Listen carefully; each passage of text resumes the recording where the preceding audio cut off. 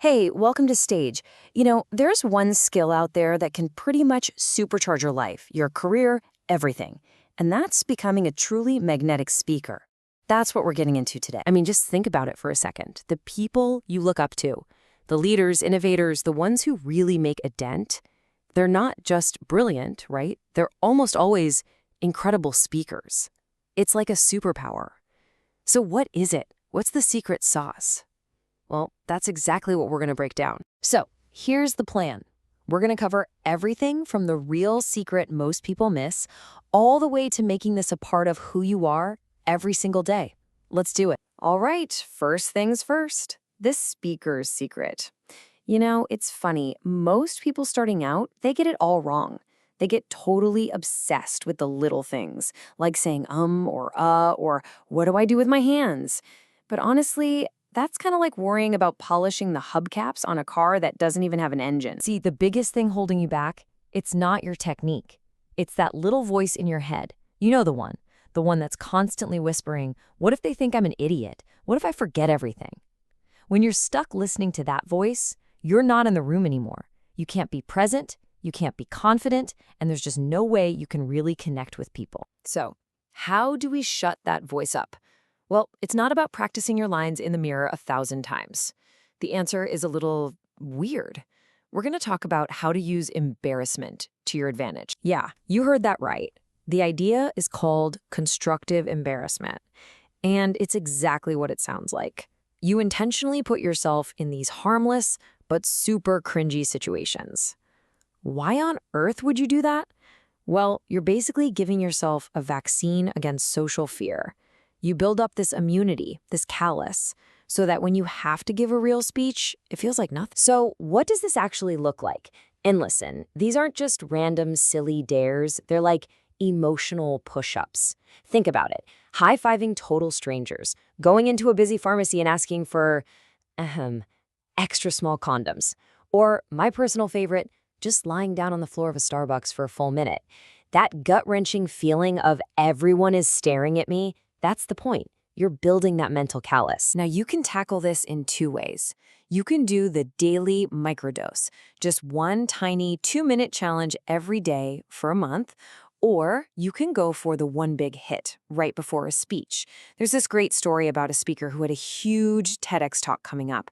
To prepare, he got on a packed train and just stood up and started singing. Can you imagine? But after doing that, walking out on stage, piece of cake. Okay, so you've started to build that rock-solid confidence. You're less afraid of what people think. Now what? Well, now we have to get you ready for the one thing that is absolutely guaranteed to happen in any speech: chaos. I can promise you this. 100%. Something will go wrong. The slides will freeze, your mic will cut out, you'll completely blank on a key point. It's gonna happen. But here's the thing. The difference between an amateur and a pro isn't that pros never have problems. It's that they know how to handle them. They just roll with it. No panic. And the best way to get good at rolling with the punches is to practice improv. And no, you don't need to sign up for some expensive class. You can do this at home, by yourself. Seriously, just grab a random topic. You can use a word generator online, or just think of something silly, like why cats are better than dogs. Take 30, maybe 60 seconds to jot down a couple of ideas, and then just talk for 2 to 5 minutes.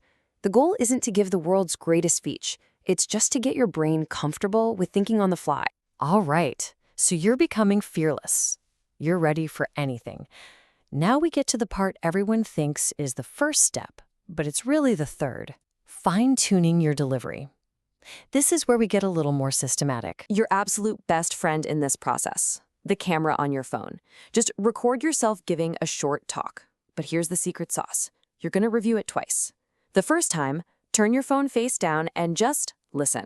How's your pacing? Are you using pauses effectively? What's your tone like? Okay, second time, watch it on mute. No sound. Just look at your body language, your posture, your hand gestures, your eye contact. Now, here's the most important part. Don't try to fix everything. Find the one thing that's the most distracting and focus only on that for the next couple of weeks. This is so much more effective than trying to juggle 10 things at once. So your delivery is getting smoother. you're looking and sounding more confident, awesome. But a great delivery with a boring speech is still a boring speech. You can't just have a great opening hook. You need to keep re-hooking your audience again and again throughout the entire talk. And a really cool way to do this is with something called an anticipation hook. It's basically a verbal movie trailer for what's coming next. You say something like, and in just a moment, I'm going to share the one question that completely turned this team around. See what that does?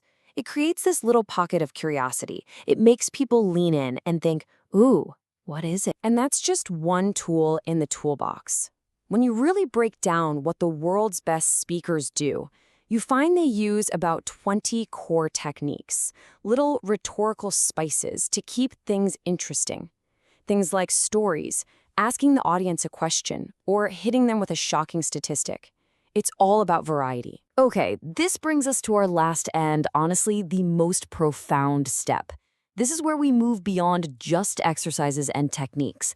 This is about adopting a whole new philosophy, a new way of looking at your life. It all comes down to a single question, a question that took a losing team and turned them into champions. And it starts with the British Olympic rowing team. So back in 1998, this team was known for losing. They were consistently getting beaten. Then they made a pact. Before any single decision, big or small, whether it was having a beer, staying up late, or even how they trained, every single person on that team had to ask themselves one thing. Will this make the boat go faster? That's it.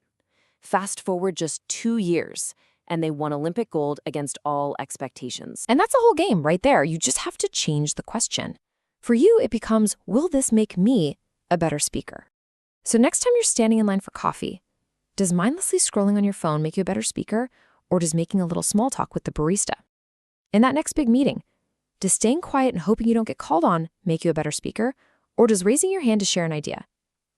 Every single day is filled with these little choices. So let's just run through it one more time. First, build your immunity to fear with a little constructive embarrassment.